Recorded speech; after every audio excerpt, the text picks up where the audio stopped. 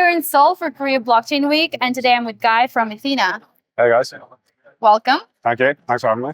How is Korea so far? Been really good. Got in 2 nights ago. Very amazing buzz around the whole place. You can tell everyone's excited. So yeah, glad to be here. Why Korea out of all the places you could have gone for a conference? What here attracted you? Yeah, I think even with Ethena, it's funny that like, even though the population of Korea is not that big, I think it's around 50 million people. Roughly 70% of the people actually coming onto our app in the first month when we launched were based in Korea. So just such an outsized sort of market relative to the population in terms of their interest in crypto generally.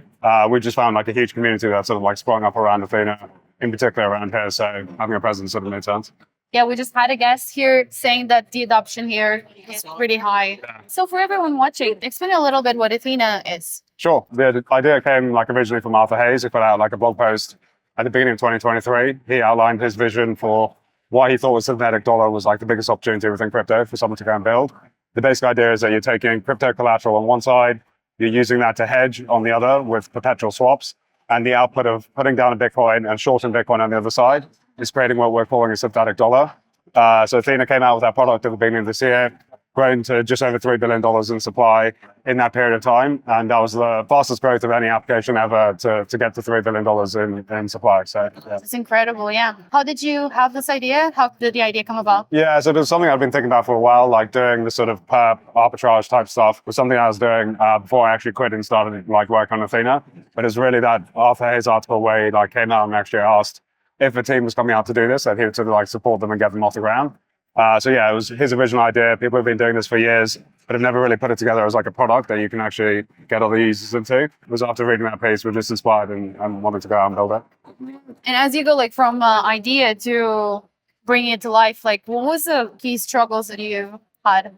Yeah, I think Ethena was sort of like built in the bear market. It was kind of like the very dead, like completely boring like piece of 2023 when nothing was going on. It was a pretty deliberate decision. I tend to think that like a lot of the most successful apps that you see every cycle, you kind of need to be building in the bear to actually come out in the bull market when things are sort of ripe.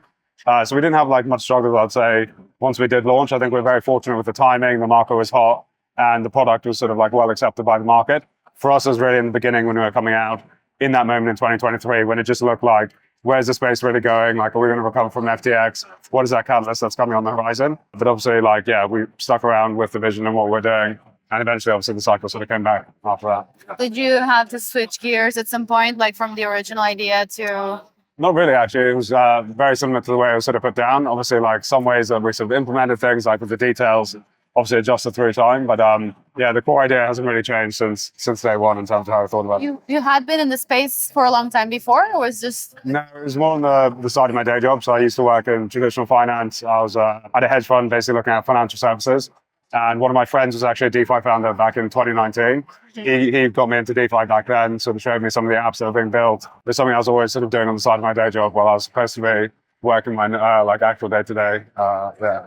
It wasn't like an easy switch a few years ago, at least. Like for a lot of people, that presented like a big risk. What made you feel like it was the obvious thing to do? Yeah, I think I actually kind of regretted last cycle not coming out and doing this before. So back in 2020, 21, I was sort of thinking about doing something ambitious and like starting a project. And I just never had the sort of courage to go out and actually do it. And the way I sort of felt after that was just this huge amount of regret and just feeling of like, damn, you didn't even try. Like at least go and give it a go and see what it's like. So I sort of had that really like deep feeling of regret last cycle, and just promised myself that like when you felt that there was an opportunity that you actually felt strongly about, you had to go jump in and actually try and grab it. So it is, if it makes you feel better, it's a common thing that all the guests tell me. Like they wish they would have joined earlier. It doesn't matter how early they join, they always say this. Is there anything exciting that you're working on that is maybe you want to announce or mention that's coming soon? Yeah, so we put out like a piece a couple of months ago thinking about how Ethena sort of transforms from creating just a single product, which is like USDE, into becoming more of a platform where other people can come and build on that product and actually start to build an ecosystem around it.